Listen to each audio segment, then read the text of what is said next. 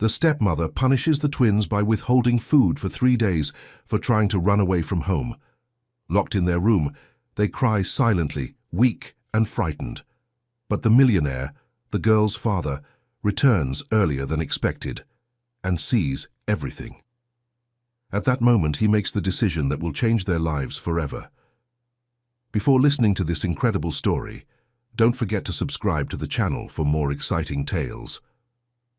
The afternoon sun cast long shadows on the marble floor of the entrance hall when Victor Allianz turned the key in the lock of his mansion. The silence that greeted him seemed strange, almost palpable. He had returned 3 days earlier than expected from his tour of Europe, where his orchestral compositions had been acclaimed by critics. He was exhausted, but satisfied. The longing for his twin daughters, Helena and Chiara, just 9 years old, had hastened his return. "Girls? Rose?" she called, placing her carry-on bag on the entryway console. No answer. Only the echo of his own voice bouncing off the walls decorated with family photographs and music awards. Victor loosened his tie and walked towards the stairs. That's when he heard it.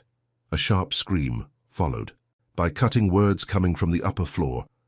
"Do you think your father has time for this nonsense? He's an important man. If it weren't for me managing everything, you two wouldn't have even half of what you have today." Olivia's voice, his current wife and former manager, echoed down the hallway. Victor climbed the stairs silently, each step revealing more of the scene unfolding in the girl's bedroom. "But Mom left it for us." It was Helena's soft voice, always the braver of the two. "Your mother is dead, and I'm the only mother figure you have now. As long as you're under this roof, you will follow my rules." Victor stopped in the doorway, observing without being noticed. Helena stood with her small fists clenched, while Chiara huddled in bed, hugging a worn teddy bear. Olivia held a music box in her hand, the same one that Anna, his late wife, had left for the girls. "This is a child's toy, and you need to grow up," Olivia continued, her long, elegant fingers gripping the delicate object. "Studying is more important than daydreaming about old songs."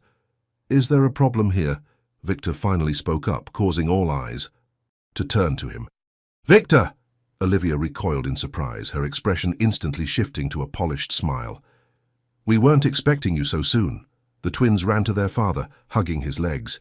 They were identical in appearance, wavy brown hair, almond-shaped eyes, but distinct in temperament.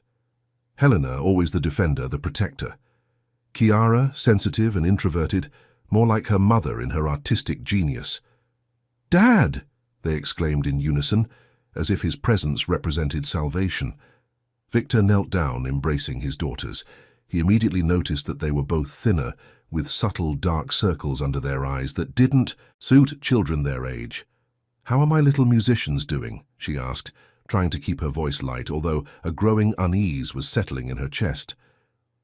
"We were just discussing how to organize study time," Olivia interjected, placing the music box on the dresser. "The girls need discipline, Victor. You know how important that is for their future." Victor watched his wife intently.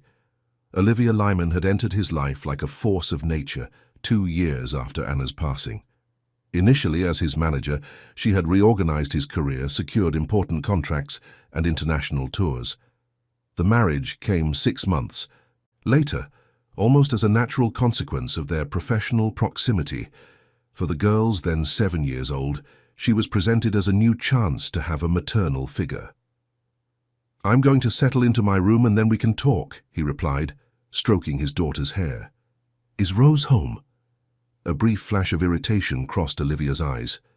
"It's on the market. We're not waiting for it any longer." Victor nodded, leading his daughters out of the room. "How about you show me what you've learned on the piano while I've been away?"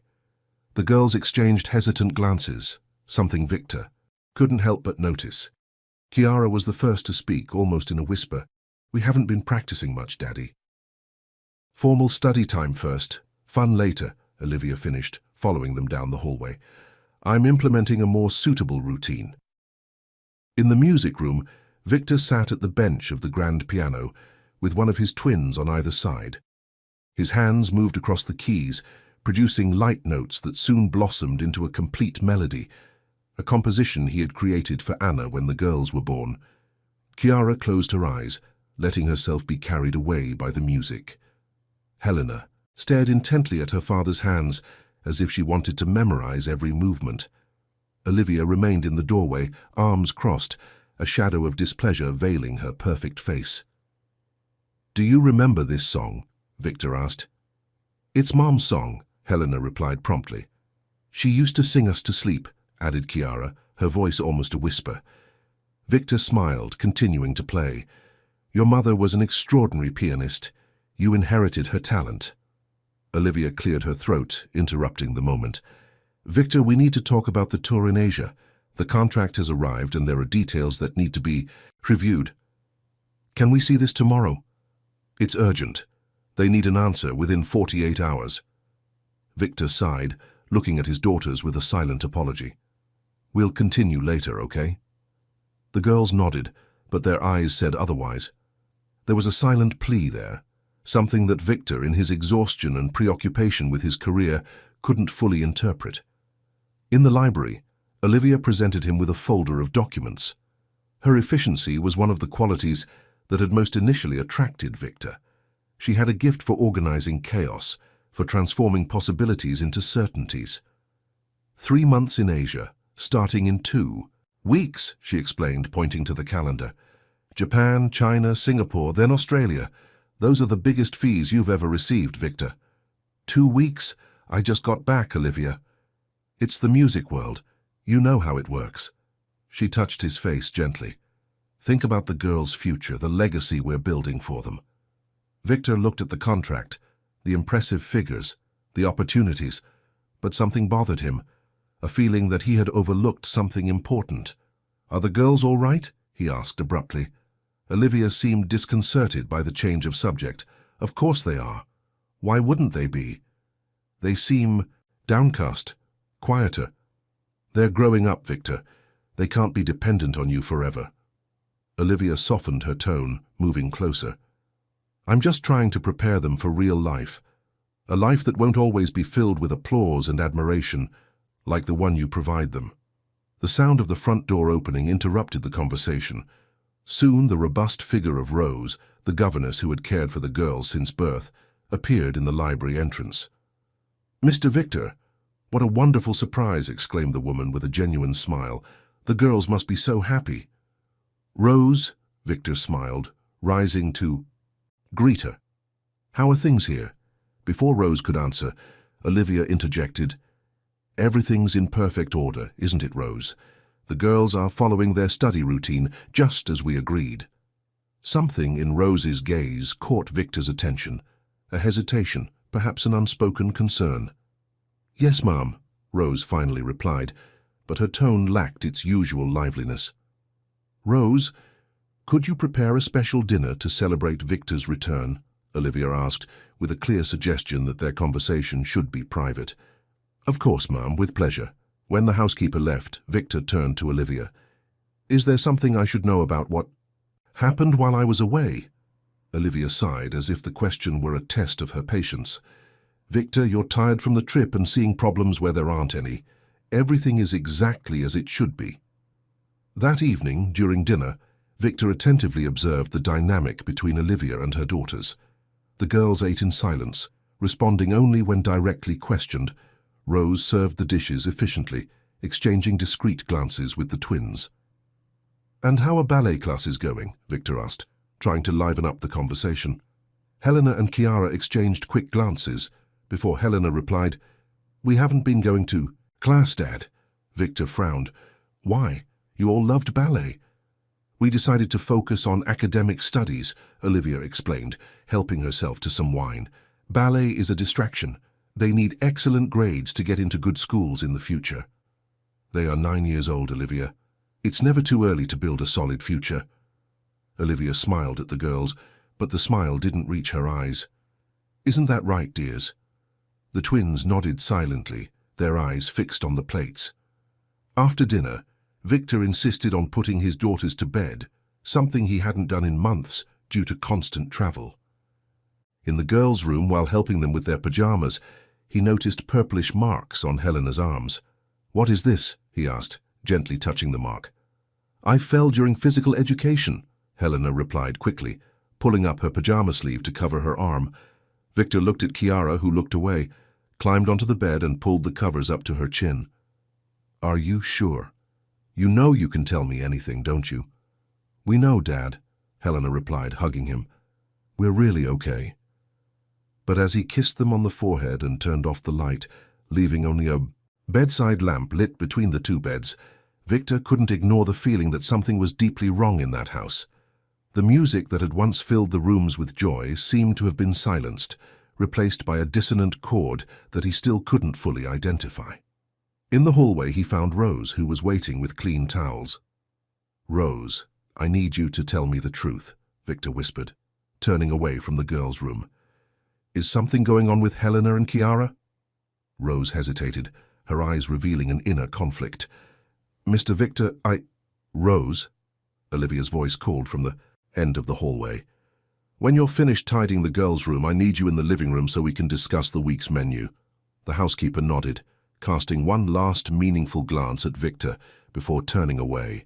That look confirmed her suspicions. Something was wrong, something everyone seemed afraid to mention. That night, while Olivia slept beside him, Victor stayed awake, mentally reviewing every detail since his arrival. The marks on Helena's arms, Chiara's unusual silence, the veiled fear in Rose's eyes, Olivia's insistence on maintaining a rigid routine. His mind drifted back to the moment he met Olivia.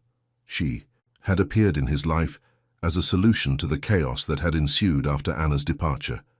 Efficient, determined, practical. Everything he, lost in his grief and with 2 young children to raise, needed at that moment. Marriage came as a natural extension of their professional partnership. Victor needed someone to help him with the girls, and Olivia seemed the logical choice. But now, watching her sleep, he wondered how well he really knew her. And more importantly, he wondered if he had made a terrible mistake leaving his daughters in her care during his long absences. With this unease, Victor decided he would keep a close eye on things over the next few days. If something was truly wrong, he would find out, and he would protect his daughters, no matter the cost. What Victor didn't know was that his decision came too late. In Helena and Chiara's hearts, fear had already taken deep root. And in Olivia's heart, a plan was already in motion, a plan that threatened to destroy the fragile harmony that remained in that family. In the days following Victor's return, a silent tension hung over the mansion. No matter how hard he tried to reconnect with his daughters, something or someone always interrupted. Olivia would show up with urgent documents to be signed, international calls that couldn't wait, decisions about the upcoming tour that needed to be made immediately. You can't postpone this trip, Victor, Olivia insisted as they strolled through the extensive garden of the property. It was a Sunday morning, the only time Victor had managed to escape his commitments to spend time with the twins. It's Asia, for the first time. Your music conquering a new continent. Victor watched Helena and Chiara a few meters ahead, picking flowers under Rose's watchful gaze. There was something different about the daughters, a caution in their movements, as if they were measuring each action, each word. Maybe I could take the girls this time, he suggested. They've never been to Japan. It would be an incredible cultural experience. Olivia laughed, a metallic, joyless sound. And who would take care of them while you were at rehearsals, interviews, performances? Don't be naive, Victor. Children need routine, stability. That's exactly what I provide them here. But I feel like I'm missing important moments. Victor paused, turning to face his wife. They're growing up without me. It's the price of success. Olivia touched her face with cold fingers. Anna would understand this. She was an artist too. The mention of Anna made Victor tense. It was rare for Olivia to speak of her late wife, and when she did, there was always a note of resentment in her voice. Anna put the girls first, he replied more harshly than he intended. Olivia's eyes darkened, but her smile remained, a perfect mask. And look where that got her. Before Victor could answer, Helena ran up to them, holding a small bouquet of wildflowers. Daddy, look what we found for you. Victor knelt down, accepting the gift with a genuine smile. They're beautiful, my love, thank you. Chiara helped choose the colors, Helena explained, glancing over her shoulder at her sister, who remained beside Rose as if afraid to approach. Helena, your hands are dirty, Olivia observed, her tone instantly harsher. And look at your dress, completely stained with grass. Rose, how could you allow this? The housekeeper approached, taking Chiara's hand. It was just a bit of innocent fun, Ma'am. I can clean the dress, it won't be stained. It's not about the dress. It's about discipline, Olivia retorted. Girls from good families don't behave like wild animals in the garden. Victor saw Helena's smile fade, her small hand squeezing the flowers tightly. It's all right, Olivia. It's just kids playing on a Sunday. He stood up, placing a protective hand on his daughter's shoulder. Why don't we all go get some ice cream? There's that ice cream shop downtown that you all love. The twins' eyes lit up, but the enthusiasm was quickly extinguished by Olivia's icy stare. Impossible. We have lunch with Maestro Felipe at 1 p.m., did you forget? And the girls have math tutoring this afternoon. Classes on Sundays? Victor asked, surprised. Chiara is having difficulties, Olivia explained. Helena also needs to revise to keep her grades high. Victor looked at Chiara, who kept her eyes downcast. Is it true, my angel? Are you having trouble with math? Before Chiara could answer, Olivia intervened. She's shy about admitting it, but the latest report cards clearly show it. Rose, take them inside to clean up. We need to get ready for lunch. Rose nodded, though Victor could see the reluctance in her movements. Helena handed the flowers to her father with one last look before following the housekeeper back to the mansion, Chiara silently beside her. You're too lenient with them, Olivia commented when the children were out of reach. That's why I need to be firmer when you're not around. Someone needs to set boundaries. Victor felt a growing unease. There's a difference between setting boundaries and stifling their childhood, Olivia. Easy for you to say, showing up every now and then with gifts and fun. I'm the one who deals with the daily reality, with schoolwork, commitments, and tantrums. Victor looked at the bouquet in his hands, the small flowers already beginning to wilt. I never realized you resented my work so much. It's not resentment, it's realism. I built her international career practically single-handedly. I know how demanding she is. I'm just saying that you can't have it all, global stardom and a constant presence in your daughters' lives. Lunch with conductor Felipe Carmen was filled with conversations about the upcoming tour, collaboration opportunities, and the names of theaters and concert halls that Victor could barely keep up with. His thoughts were with his daughters, who had stayed home with Rose for their supposed math lesson. When they returned, the mansion was silent.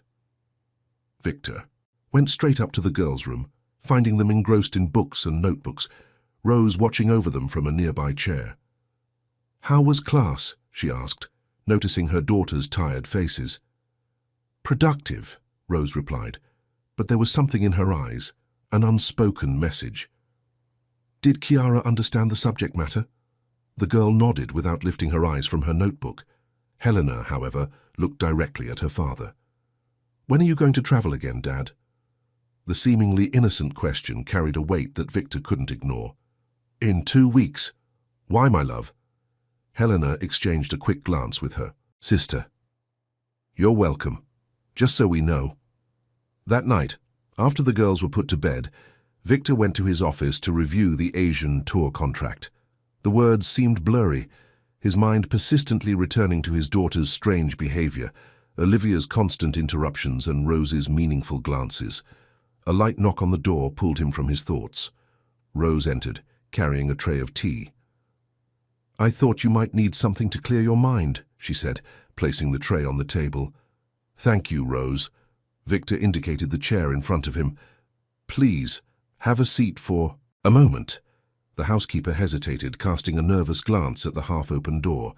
Mrs. Olivia is in her room taking a bath, he explained, as if he could sense her apprehension. Even so, he closed the door before sitting down.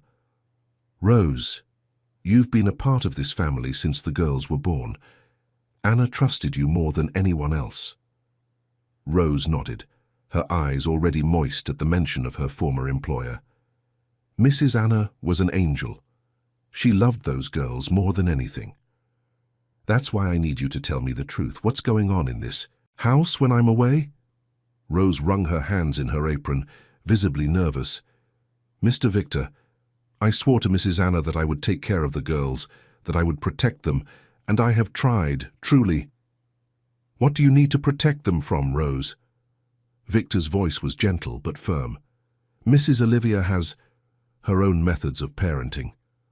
Rose chose her words carefully.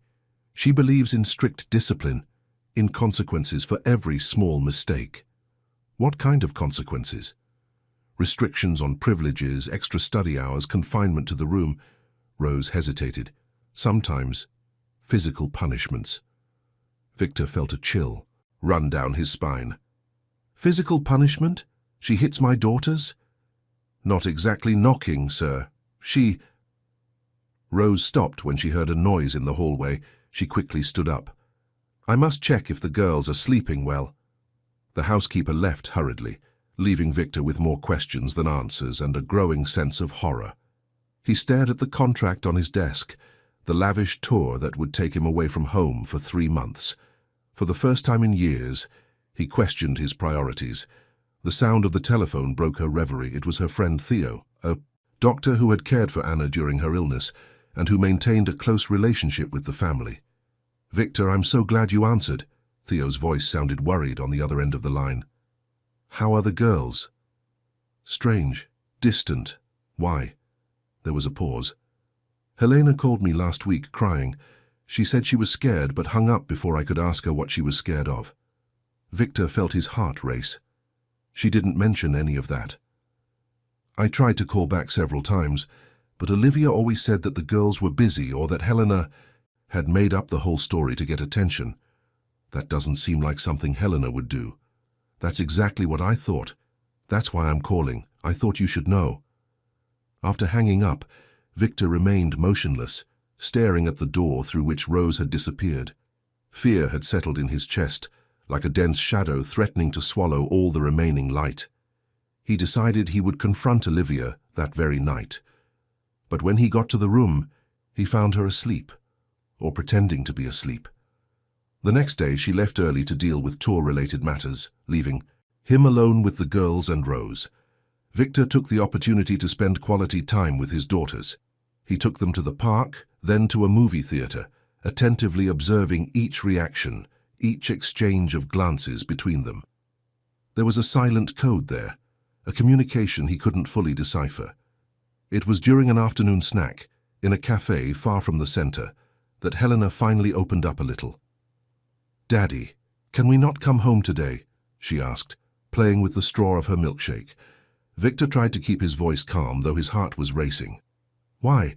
Wouldn't you want to go home, my love?" Helena looked at Chiara, who remained silent, her eyes fixed on the table. "It's just that it's more fun when we're with you. No rules all the time." "What kind of rules does Aunt Olivia impose when I'm not around?" Helena hesitated, biting her lip. "Rules about everything. When we can speak, what we can eat, how we should sit. If we disobey—" Her voice faltered. "What happens if you disobey, Helena?" Victor leaned down, gently taking his daughter's hand. "We go without dinner, or we're locked in a dark room sometimes." She looked at her sister again as if seeking permission. Chiara finally looked up, and Victor saw in her eyes a fear that no child should carry. "Sometimes she hurts," Chiara finished, her voice almost inaudible. "Not with her hands, with her belt, or she pinches us really hard until we're bruised." Victor felt a wave of nausea and fury. "Why didn't you ever tell me?" "She said you wouldn't believe us," Helena replied, "that you'd say we were lying to get attention, and that if we told anyone it would be worse later." "And Rose, does she know all this?" "Rose tries to protect us," said Chiara, "but Aunt Olivia threatens to send her away if she interferes." Victor took a deep breath, trying to control the anger growing inside him. How could he have been so blind? How could he not have noticed what was happening in his own home? "Listen, my darlings," he said, holding both their hands. "You are the most important thing in my life. More important than any song, any concert, any tour. I promise I will protect you. No one will hurt you again." The girls looked at him with a mixture of hope and skepticism, as if they had already heard too many unfulfilled promises.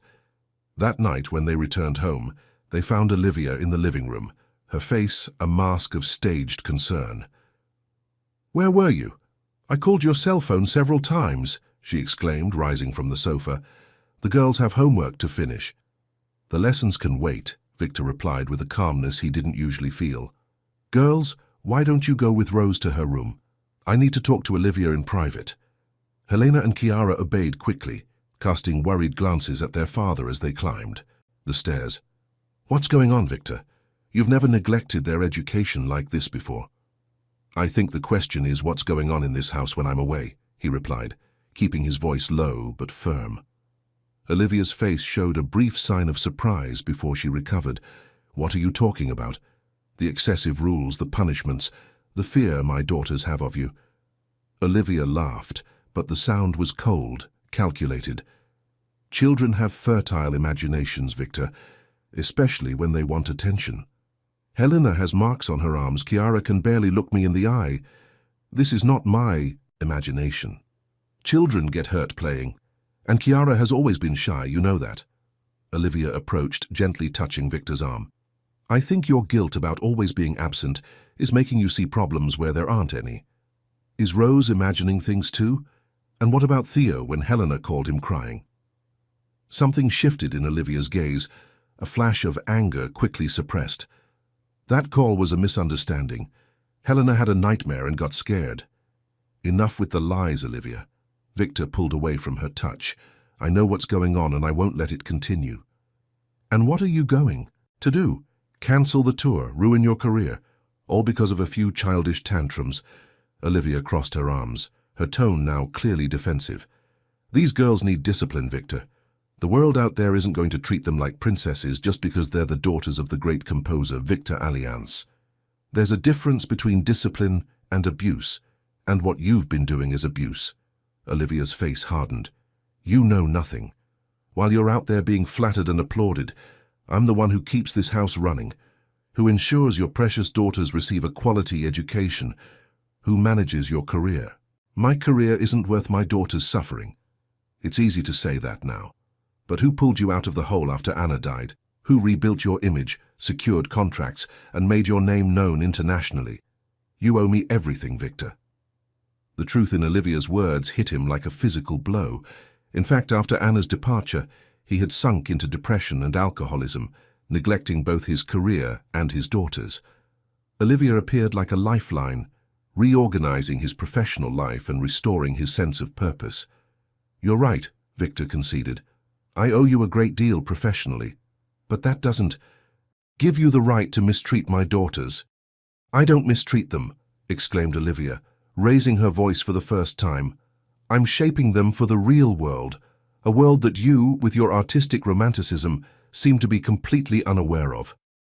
Victor stepped back, seeing Olivia in a new light. "The Asian tour is cancelled. I'll call the agent tomorrow." "You can't do that. The contracts have already been signed, and there are significant penalties." "I will pay the penalties. My priority now is Helena and Chiara." "And what are you going to do? Play the role of full-time father? For how long, Victor? Until you get bored? Until the next irresistible offer?" Olivia laughed, a sound devoid of joy. "I know you better than you think. Your music will always come first." "Always?" Victor felt the weight of those words, the questioning of his ability to truly change, to put his daughters above everything else. But thinking of Helena and Chiara's frightened faces, he knew he had no choice. "You're wrong, Olivia, and I'm going to prove it." As he climbed the stairs toward the girls' room, Victor didn't notice Olivia's calculating gaze, nor did he hear when she picked up the phone and dialed a number. "Marco, that's me. I think we're going to need to implement Plan B sooner than we expected."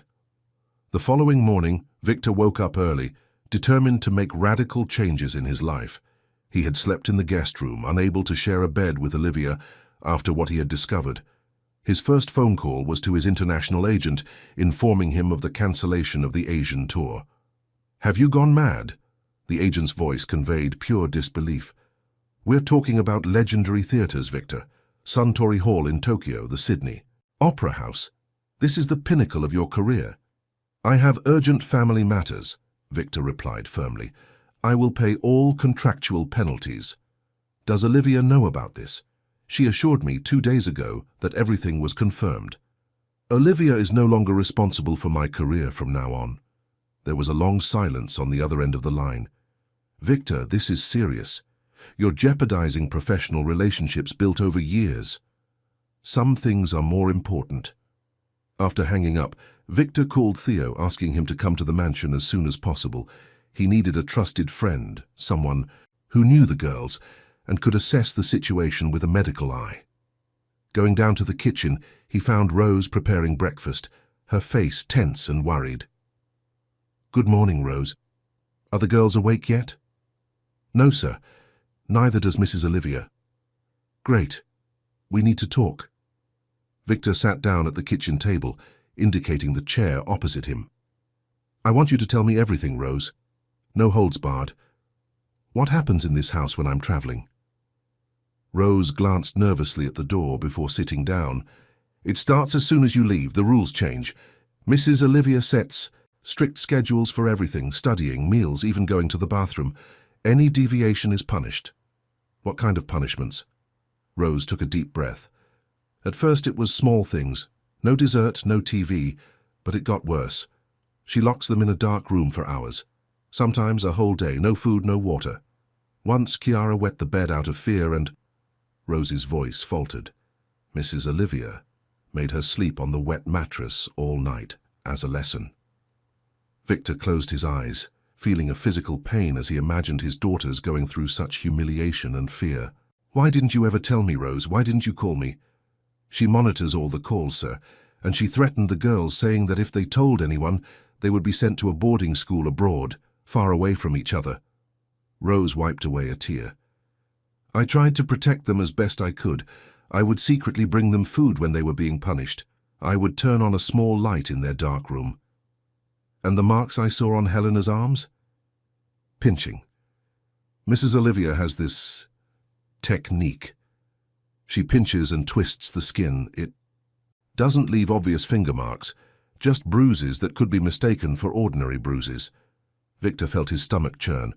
"How long has this been going on?" "It started subtly after you got married. It gradually got worse. In the last 6 months, since your European tour, it's been almost unbearable." 6 months? Victor shook his head, devastated by his own blindness. "And nobody noticed?" "The school? Mrs. Olivia is very careful. The marks are always in places covered by clothing. And the girls are isolated. They don't have close friends." Rose hesitated. "There's something more. Mrs. Olivia has recorded things." "Recorded? What do you mean?" "She puts recording equipment in the girls' room, in my room. I think she's looking for material to incriminate me somehow, or to have control over what is said." A shiver ran down Victor's spine. "This ends today, Rose. I'm getting the girls out of here." "Where to, sir?" "I have that cabin by the lake, 2 hours from the capital. It belonged to my parents. I'll take the girls there until I decide what to do next." Rose nodded, visibly relieved. "When?" "Right now, as soon as Theo arrives to assess their condition. Want to document everything." The sound of footsteps on the stairs interrupted the conversation. Rose quickly stood up, returning to preparing breakfast, while Victor grabbed a cup of coffee, trying to appear casual. Olivia entered the kitchen, impeccably dressed in a navy blue suit, her hair perfectly styled. "Good morning," she said, as if the argument from the previous night had never happened. "Already making decisions about the tour so early, Victor?" "The tour is cancelled," he replied bluntly. Olivia froze momentarily before forcing a smile. "Don't be ridiculous. You can't cancel appointments of this magnitude." "I can, and I already did. I called the agent a few minutes ago." Olivia's smile faded. "You're going to ruin everything we've built." "No, Olivia. You've already ruined what really mattered." Victor put the cup down on the table. "And it's not just the tour. I'm completely restructuring my life starting today, beginning with our marital situation." Olivia's eyes narrowed dangerously. She dismissed Rose with a curt gesture, waiting for the housekeeper to leave the kitchen before approaching Victor. "You're making a terrible mistake," he whispered, his voice heavy with menace. "Do you really think you can just discard me and move on?" I built Victor Alliance. Before me you were just another self-pitying alcoholic songwriter, and I will be eternally grateful for the professional support. But that doesn't justify what you did to my daughters." Olivia laughed, a cold sound that didn't reach her eyes. "Those girls are spoiled and manipulative, just like their mother was. Anna always knew how to make you dance to her tune. Now her daughters are following the same path." The mention of Anna in that way made Victor's blood boil. "Don't you dare speak of her like that. Why, because she was perfect? The brilliant pianist, the devoted mother, the irreproachable wife?" Olivia's tone was venomous. "You placed her on such a high pedestal that no one could ever reach her, not even you with your pathetic devotion."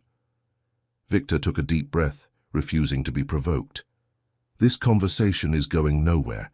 I will take the necessary legal steps for the divorce. In the meantime, the girls and I will move temporarily." "You can't take the girls out of this house," Olivia said, her voice suddenly controlled. "Legally, I'm just as responsible for them as you are. Any judge will grant temporary custody when they learn of the abuse they suffered." "Abuse?" Olivia raised an eyebrow. "What evidence do you have besides the fanciful stories of 2 children and a resentful maid?"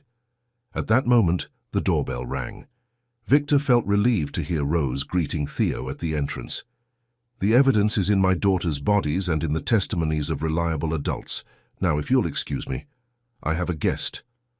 Theo Mueller was a middle-aged man with kind eyes behind thin-rimmed glasses and a calm demeanor that always reassured children. He hugged Victor in the entrance hall, immediately sensing the tension in the room. "What happened? From the tone of your phone call, it seemed urgent." "It's about the girls. I need you to examine them. We suspect abuse." The doctor frowned, his expression becoming serious. "Abuse? By whom?" Victor nodded toward the kitchen where Olivia was still standing. Theo understood immediately, nodding discreetly. "Where are they?" "Still sleeping. Let's wake them up." Upstairs, Rose was already in the twins' room, helping them get dressed. Upon seeing Theo, the girls ran to hug him. He always brought small gifts and told funny stories during his visits. "Uncle Theo!" exclaimed Helena, hugging him around. "The waste." "My little musicians," Theo smiled, kneeling down to be at their level. "How are you?" The girls exchanged hesitant glances, unsure how to respond in their father's presence. "Everything's fine," Victor assured them. "You can talk to Uncle Theo about anything. He's here to help." Theo conducted a gentle but thorough examination, documenting every mark, every bruise, while casually chatting with the girls, gaining their trust so they would reveal more details. Victor watched from a distance, each new discovery increasing his anguish and determination. When the exam was over, Theo asked to speak with Victor privately. In the office, his expression was serious. "It's definitely abuse, Victor. Physical and psychological. The pinch marks are evident. There are signs of mild malnutrition, and the emotional trauma is clear in the way they communicate, especially Chiara." "What should I do?" "First, remove them from that environment immediately. Then, complete documentation. I've already started, but we need official photographs, reports, and of course, ongoing psychological support." Victor nodded, his decision reinforced. "I'll take them to the cabin by the lake today. Could you visit us there?" "Sure. I'll organize my schedule to be available." "And Victor," Theo placed a hand on his friend's shoulder, "you couldn't possibly know. Don't blame yourself." "I should have realized. I was so absorbed in my career." "What matters is that you're taking action now. The girls need your support, not your guilt." When they left the office, they found Olivia in the hallway, seemingly casual, although her eyes revealed that she had probably tried to eavesdrop on the conversation. "Dr. Theo, what a pleasant surprise," she said, her tone feigning cordiality. "I hope it's nothing serious with the girls." "Just a routine visit," Theo replied coldly. "Olivia," Victor interjected, "the girls and I are going to spend a few days at the lake cabin. Rose will join us." "Are you taking my stepdaughters out of the house without my consent?" Olivia's smile remained frozen, but her voice had a steely edge. "I'm taking my daughters to a safe environment. You will receive updates from my lawyers. This is kidnapping, Victor. I have legal rights over those children." "Not when there is evidence of abuse," Theo commented, in his professional tone. Olivia looked from one to the other, her mask of control beginning to crack. You can't do this. You don't know who you're dealing with. Actually, I'm starting to realize exactly who I'm dealing with, Victor replied, walking past her toward the girls' room. And that's why we're leaving here immediately. While Victor and Rose quickly packed bags for the twins, Olivia remained in the hallway watching with calculating eyes. There were no more arguments, no attempts to physically stop them, just that cold, assessing gaze, like a predator waiting for the right moment to strike. In less than an hour, Victor's car was loaded with the essentials for a few days. The girls settled into the back seat, Rose beside them, while Theo followed in his own vehicle. This isn't over, Victor, Olivia said, standing in the doorway of the mansion as they left. You can't just discard me like a failed musical draft. Victor didn't answer, speeding the car through the property gate. In the rearview mirror, he saw Olivia picking up the phone, already dialing numbers with determination. The journey to the cabin was silent at first. The girls, still processing the sudden change, looked out the window with thoughtful expressions. Gradually, as they moved away from the capital towards the countryside, the tension seemed to lessen. "Where are we going, Daddy?" Helena finally asked, breaking the silence. "To Grandpa and Grandma's cabin by the lake. Do you remember it?"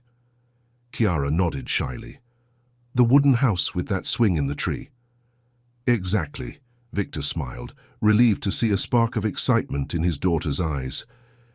"We'll stay there for a while, just the two of us. Isn't Aunt Olivia coming?" "No, my love, just us, Rose, and sometimes Uncle Theo comes to visit." Helena and Chiara exchanged glances, a silent communication that Victor had frequently noticed between them. "Can we take the piano?" Helena asked. "Unfortunately, not the big one, but we have that upright piano in the cabin, remember? It's not as well tuned as ours, but we can manage." The mention of music brought a genuine sparkle to the twins' eyes. Victor realized how much time had passed since he'd seen them truly excited about something. As they left the city behind, the landscape transformed. Buildings gave way to open fields, then to a more wooded area, until finally they reached the dirt road that led to the lake. The cabin, built by Victor's parents decades ago, was a rustic but cozy structure, with 2 bedrooms, AEE, large living room with a fireplace, a simple kitchen and a veranda that projected over the tranquil waters. When they finally arrived, it was already past noon. Theo was waiting for them, having arrived a little earlier and already opened the windows to ventilate the place. The girls ran to explore the place, rediscovering corners and objects from previous visits, when Anna was still alive, and the family spent their holidays there. Rose immediately took charge of the kitchen, preparing a simple lunch while Victor and Theo chatted on the veranda, watching the twins who were now playing near the edge of the lake. "Thank you for everything, Theo. I don't know what I would do without your support." "How long have we been friends?" 20 years. I was there when you met, when the girls were born, when Anna—" Theo paused, aware of the pain those memories still caused. "The important thing is that I'm here now too. I never imagined it would come to this. Olivia seemed so competent, so strong. People with controlling tendencies often are. They know exactly what image to project to the outside world." Victor watched his daughters. Helena was collecting shells by the water's edge, while Chiara was drawing shapes in the damp sand.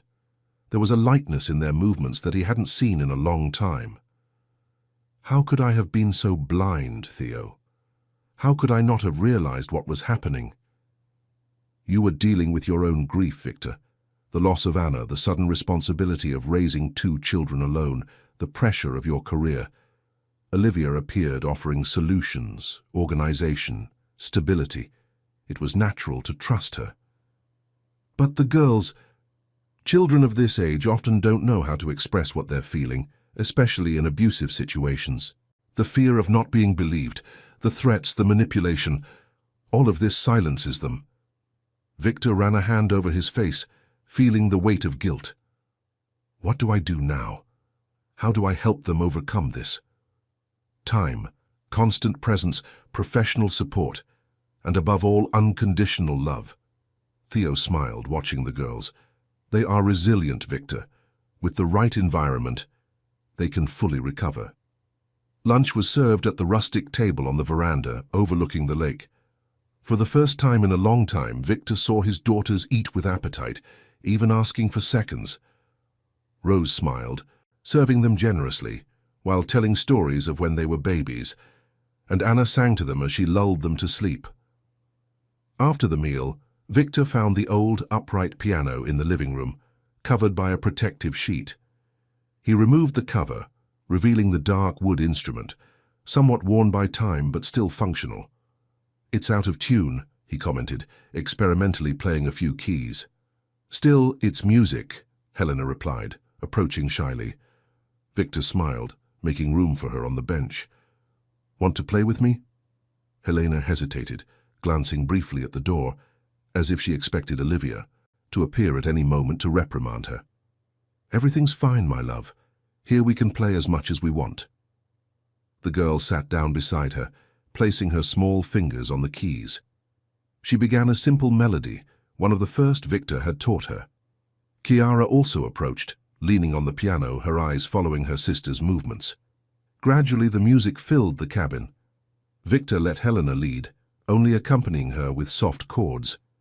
When the melody ended, Chiara asked to try as well. "I forgot some parts," the girl admitted, embarrassed. "It's okay," Victor assured her. "Music never completely abandons us. It's always here inside." He gently touched his daughter's chest, waiting to be rediscovered. That afternoon, as the sun began to set over the lake, painting the sky with shades of orange and pink, Victor felt for the first time in years that he was exactly where he should be. Watching his daughters rediscover music, play, and freedom, he knew he had made the right decision, even if it was late. What he didn't know was that, in the mansion they had left behind, Olivia was in full swing. In her personal office, surrounded by papers, and with several telephones at her disposal, she was weaving a complex web of allies and strategies. "Yes, Marco, I need you to come immediately," she said on the phone. "The situation has spiraled out of control, but we can still recover." On the other end of the line, Marco, a music producer, whose name had been gradually erased from major productions due to scandals and erratic behavior, replied anxiously, "He really cancelled the Asian tour. That's crazy." Victor has always been sentimental and easily manipulated. Those children have him wrapped around their little finger, just like their mother did. "What do you need me to do?" Olivia smiled, a cold gesture that didn't reach her eyes. "First, we need to pinpoint exactly where they are. Then, create a compelling narrative. Victor can't simply abandon his commitments without consequences. His reputation, his credibility, everything is at stake. And what about the abuse allegations? If they become public, they will be refuted with concrete evidence. I have everything documented, Marco. Every interaction, every supposed punishment. I can prove that they were just normal disciplinary measures, distorted by spoiled children and a resentful governess." After hanging up, Olivia made another call, this time to Luca, an accountant who managed part of Victor's finances and who secretly owed Olivia significant favors. "I need a complete inventory of Victor's assets, especially lesser-known properties. Cabins, country houses, anywhere he might be hiding." "That's irregular, Olivia, without his authorization. Would you prefer that I mention to the audit committee those minor accounting manipulations we did last year, the ones that saved your career?" A heavy silence followed on the other end of the line. "I'll figure something out, but I'll need time. You have 24 hours.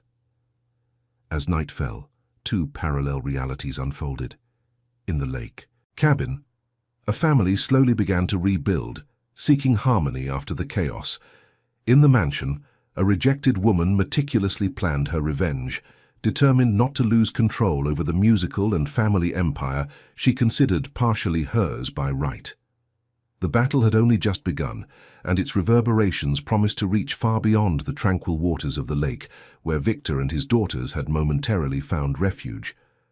The first few days at the lake cabin established a gentle rhythm, a routine built not on rigid rules but on natural needs and spontaneous desires.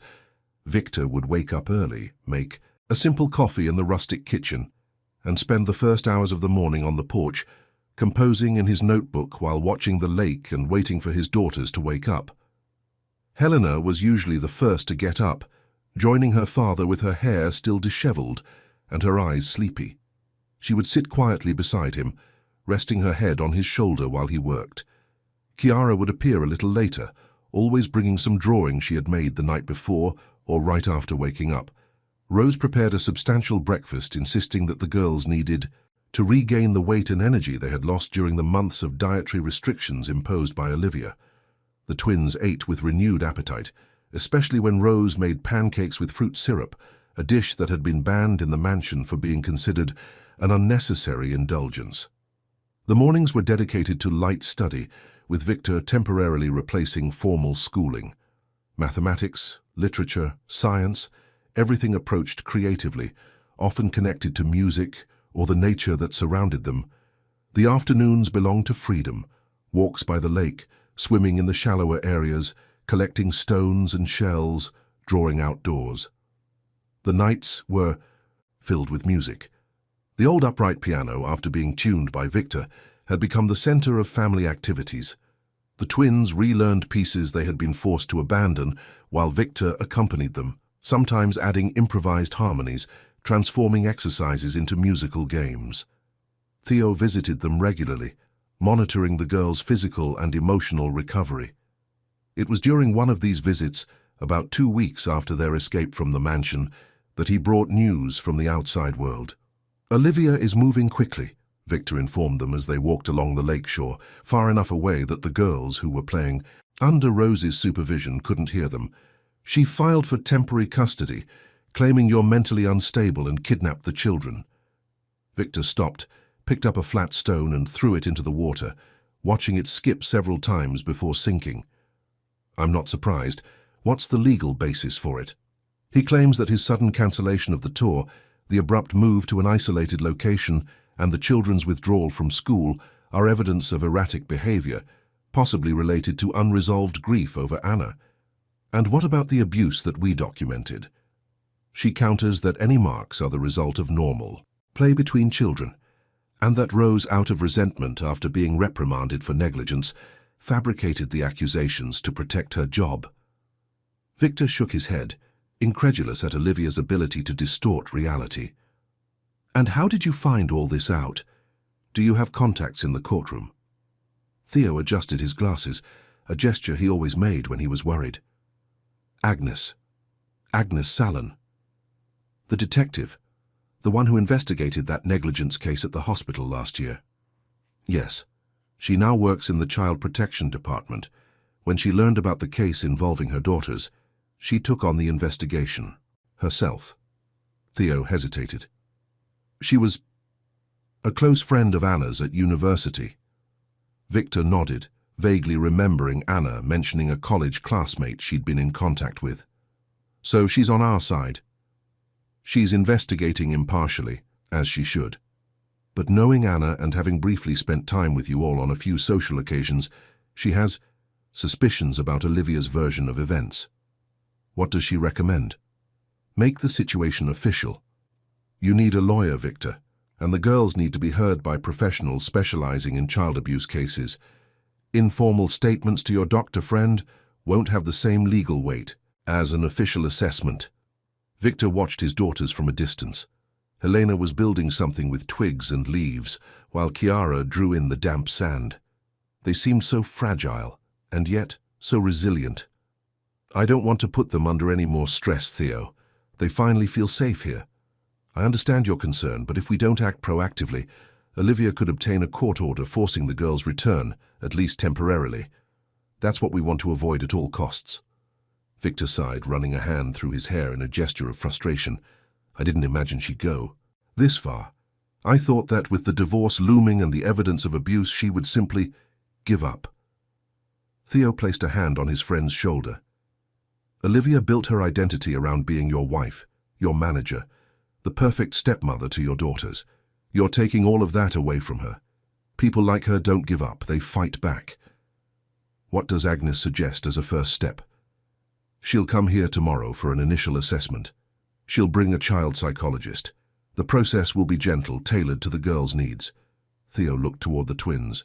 The sooner we start building the case officially, the stronger we'll be when it inevitably goes to court.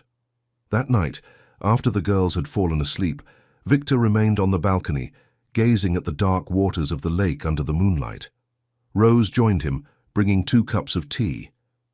Dr. Theo seemed worried today, she commented, sitting down in the chair next to her. Olivia is moving her pieces, Rose, faster than we expected. The governess sighed, her wrinkled hands gripping the cup. I always knew she wouldn't give up easily. From day one, I saw how she looked at the girls, not with love, but with ownership. How did I not realize that? You were vulnerable, Mr. Victor. After Mrs. Anna left, you were devastated. Anyone offering help, organizing, would have seemed like a safe haven. Victor took a sip of his tea, feeling the warmth of the drink contrast with the cold that had settled in his chest. Do you think I'm doing the right thing now, Rose? Abandoning everything to be with them? If I may be so bold, sir, I think this is the first truly right thing you've done in years. Rose smiled gently. Girls need their father, not the famous composer, not the international artist, just their father. I have so much to make up for. Then begin now. Every day is an opportunity. Rose stood up, picking up Victor's empty cup. And if I may offer one more piece of advice, those girls have music in their blood, just like you and Mrs. Anna.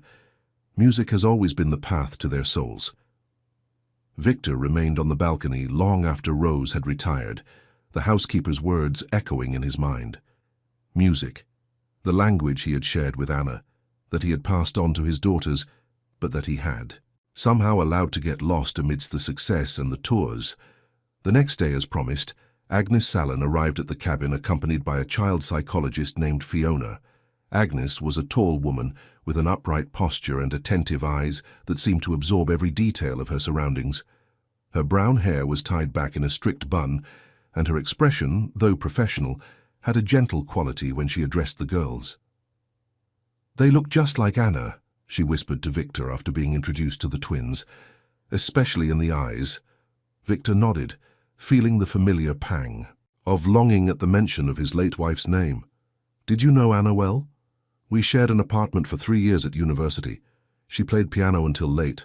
I studied criminology until dawn. It worked perfectly. Agnes smiled at the memory. She talked a lot about you even before you were together. That composer who's going to revolutionize contemporary music, she'd say. The girls were taken by Fiona to an individual session in one of the rooms, adapted to resemble a play environment with art materials, dolls, and other therapeutic resources. Agnes took the opportunity to talk to Victor and Rose, gathering detailed information about the situation. What worries me most right now isn't just the custody request, Agnes explained, consulting some notes in her file. Olivia is building a public narrative. She's been making insinuations to the music press about your mental state, Victor, suggesting that you're sabotaging your own career due to an emotional breakdown.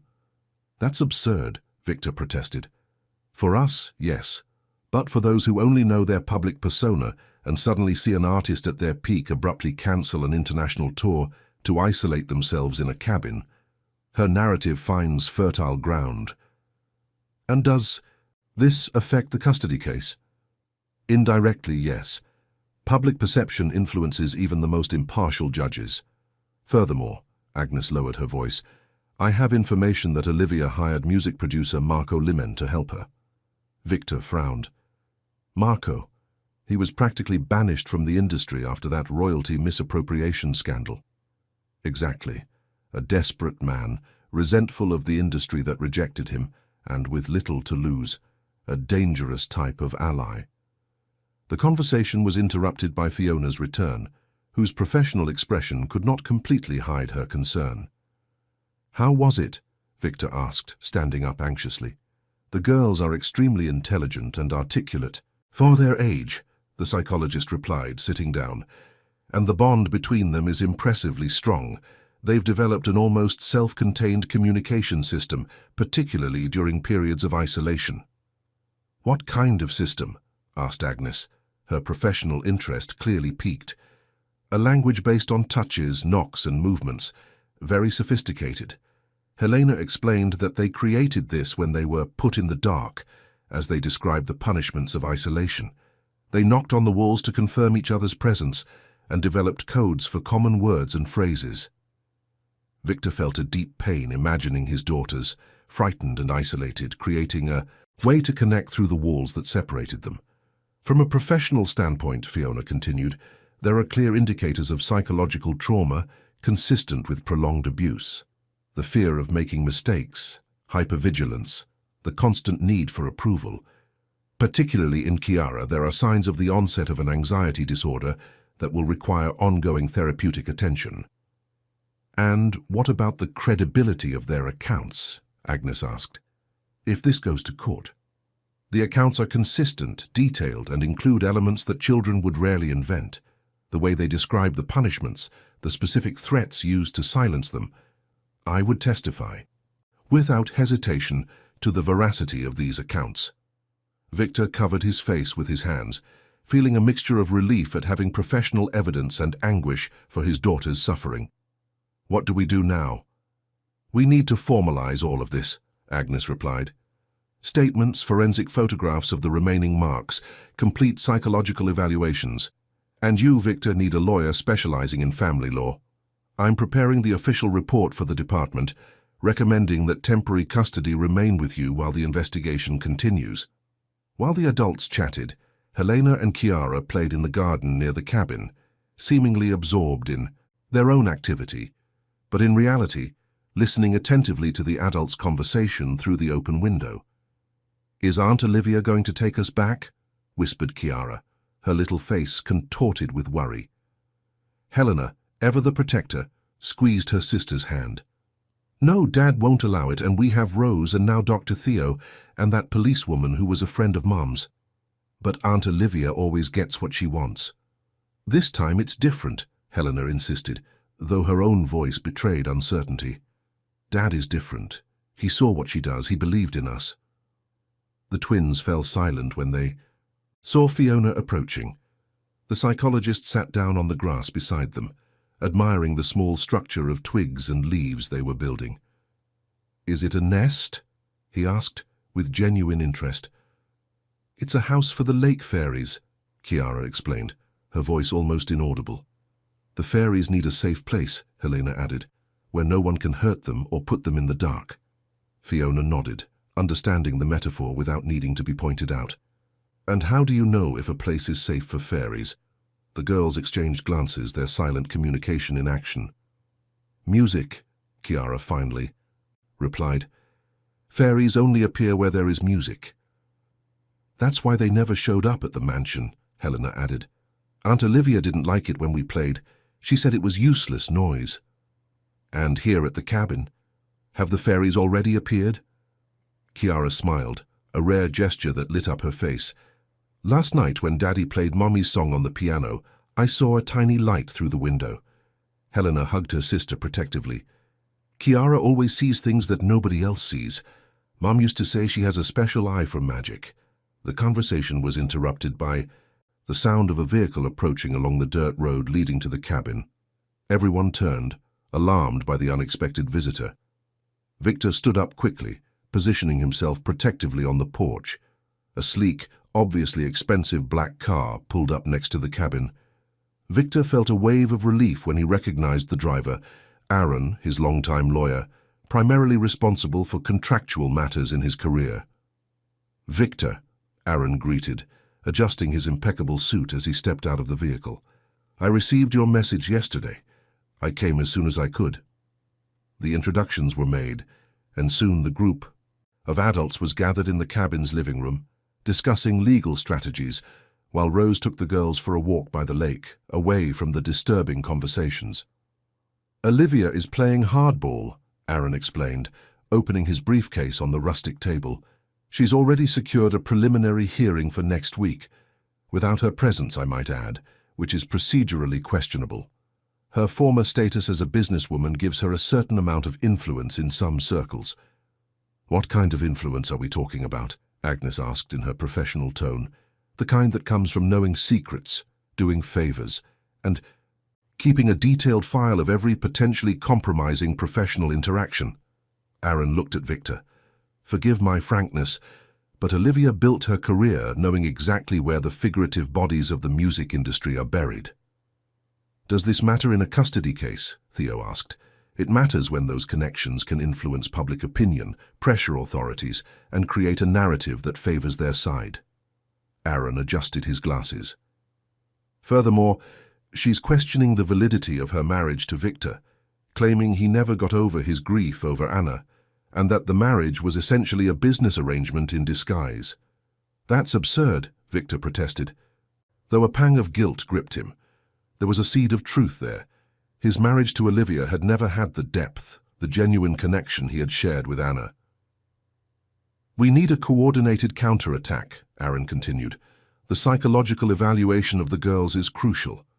Agnes, your official report as a child protection investigator will be fundamental. Theo, your medical observations will need to be formalized. And Rose? Rose is our main eyewitness, Agnes interrupted. She experienced the abuse daily, tried to intervene, and documented it in her own way. Exactly. Olivia will fiercely attack your credibility, so we need to strengthen your testimony with corroborating evidence. The meeting stretched on for hours, with strategies being devised, documents prepared, and statements drafted. When Rose returned with the girls, it was almost sunset. The twins seemed tired, but their eyes sparkled with the freedom of the afternoon outdoors. After dinner, while Agnes, Theo, Aaron, and Fiona continued working at the kitchen table, Victor took his daughters to the room where the piano was. It was their favorite time of day, when music replaced worries, when they could simply exist in the present, connected by the melodies. What are we going to play today? Victor asked, sitting down at the piano. Mommy's song, Kiara asked, settling down next to him on the bench. Again? Victor smiled, affectionately touching his daughter's hair. You asked for the same thing yesterday. It's because the fairies like this music, Helena explained seriously. They protect the house when we play it. Victor exchanged a glance with Rose, who watched from the doorway with a knowing smile. They both understood the psychological protection mechanism the girls had created. The fairies represented safety, protection against fear. Then let's call the fairies, Victor agreed, placing his hands on the keys. The melody, soft and nostalgic, filled the cabin. It was a composition Victor had created especially for Anna when they discovered they were going to be parents of twins, a piece that began with hesitant, almost fearful notes, and gradually opened up into a celebration of joy and hope. Helena and Kiara closed their eyes, letting themselves be lulled by the music. Victor watched their little faces relax, the day's worries dissipating like mist under the morning sun. At that moment, despite all the threats hanging over them, he felt an unshakable certainty. He would do anything to protect that fragile peace they had found. What Victor didn't know was that miles away in the mansion he once called home, Olivia was meeting with Marco and other allies, preparing an attack that would threaten not only his custody of the girls, but their very physical safety. We can't wait for the courts, Olivia said, pacing nervously around the elegant office. Victor has connections. He has public sympathy as an artist and a widowed father.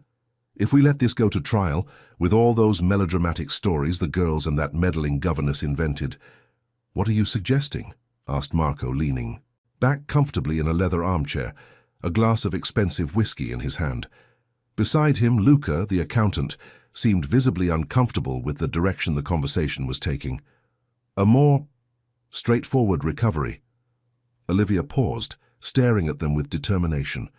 We know where they are. The cabin by the lake is isolated with few neighbors. A quick operation overnight. Are you talking about kidnapping? Luca nearly choked on his drink. That's a crime, Olivia. It's not kidnapping to recover children who are under my legal guardianship. Olivia dismissed the concern with a gesture. The preliminary request was accepted. Technically, I have as much right to them as Victor does. Even so, Luca insisted, to break into a property at night to take the children by force. No one mentioned force, Olivia interrupted, her voice soft but menacing. It will be a discreet operation. The girls will be asleep. When they wake up, they'll be home where they belong. Marco smiled, a gesture that didn't reach his calculating eyes. "And what do I get out of it, Olivia? I've already risked my reputation. What's left of it? Helping with that story for the press about Victor's mental breakdown. Your reward will be significant. When the girls are back and Victor is legally declared incompetent to have custody, I will assume full control of their career again. And you, Marco, will be my executive producer for all future projects." Marco's eyes gleamed with barely concealed ambition. "Including the rights to the previous catalogue?" "Everything. Victor Allianz will just be a name, a signature on contracts that we will manage." Luca stood up, visibly upset. "This has gone too far. I helped with financial information, with locating properties, but this is criminal." Olivia approached him with feline steps, her voice lowering to a menacing whisper. "Sit down, Luca. You're already in deep trouble. Those little accounting manipulations we did with Victor's records, I have it all documented. One word from me and your career is over, if not behind bars." The accountant paled, letting himself fall back into the armchair. Olivia smiled, pleased with his submission, and turned to Marco. "We need to act fast. Before that investigator and Victor's doctor friend formalize the abuse allegations. Once this enters the official system, our options are dramatically limited." Marco nodded, already calculating possibilities. "I have some contacts. Discreet, efficient people, not directly connected to me. Or you." "Perfect. I want the girls back in this house within 48 hours at the latest." What none of them knew was that Agnes Sallin, with her years of experience in criminal investigations, had already foreseen the possibility of a desperate action on Olivia's part. While they planned the kidnapping, she discreetly organized surveillance on the lake property, ensuring that Victor and the twins remained safe. The battle for the girls' safety was about to reach its most dangerous moment, with unseen forces moving in the darkness, preparing for a confrontation that could forever change the fate of that fragmented family. Night fell over the lake, enveloping the cabin in a blanket of silence. Victor gazed at the dark waters from the veranda while the twins slept, finally feeling safe after weeks of constant fear. Judge Felipe's decision had been favorable. Victor had been granted temporary custody of his daughters, and Olivia was legally barred from approaching them. But victory did not erase the scars. Helena would still wake up startled in the early hours of the morning, checking to see if her sister was safe. Chiara continued composing her melancholic melodies, channeling into music what she couldn't express, in words. "Emotional wounds take time to heal," Fiona had said on her last visit, "but children have an extraordinary capacity for healing when they receive consistent love." And love was what Victor offered in abundance now. He had definitively cancelled his international tours, reorganizing his career to compose mainly at home. Each morning began with piano music, each afternoon with walks by the lake, each evening with stories about Anna, keeping alive the memory of the mother whom the girls loved so much. Rose stayed with them, her constant presence a pillar of stability. Theo visited regularly, monitoring the twins' physical and emotional recovery. Agnes ensured Olivia faced the legal consequences of her actions, gathering irrefutable evidence that resulted in her conviction for child abuse. Faced with the evidence gathered, Marco and his accomplices accepted plea deals that kept them permanently separated from the Allianz family. 6 months later, on a golden autumn afternoon, Victor organized a small musical performance by the lake. Just close friends, Theo, Agnes, Aaron, and a few neighbors who had become part of his new community. The twins sat at the piano that Victor had installed on the extended porch of the cabin, now transformed into a permanent home. Helena began, her small fingers finding the keys with growing confidence. Chiara joined in next, adding unexpected harmonies. Victor watched, marveling, when he recognized the melody. It wasn't just any composition, but a variation on the last unfinished piece Anna had written before leaving. The twins had found the sheet music among their mother's belongings and secretly worked to complete it in their own way. When they finished, the silence that followed was almost sacred, broken only by the gentle clapping of hands and the occasional emotional sigh from those present. Victor embraced his daughters. Words were unnecessary between them. That night, as they walked along the lakeshore, Helena said something that Victor would remember forever. "Dad, I'm not afraid of the dark anymore." Chiara, holding her father's other hand, added, "Because we went through fear together." Victor simply squeezed the small hands in response, his heart overflowing. Looking at the starry sky reflected in the tranquil waters, he knew they had found their way back, not to the life they had before, but to something new and equally precious. Music had returned to their family, not as a lament for what they had lost, but as a celebration of what they had regained, each other. End of story. Dear listeners, we hope that Victor, Helena, and Chiara's journey has touched your hearts.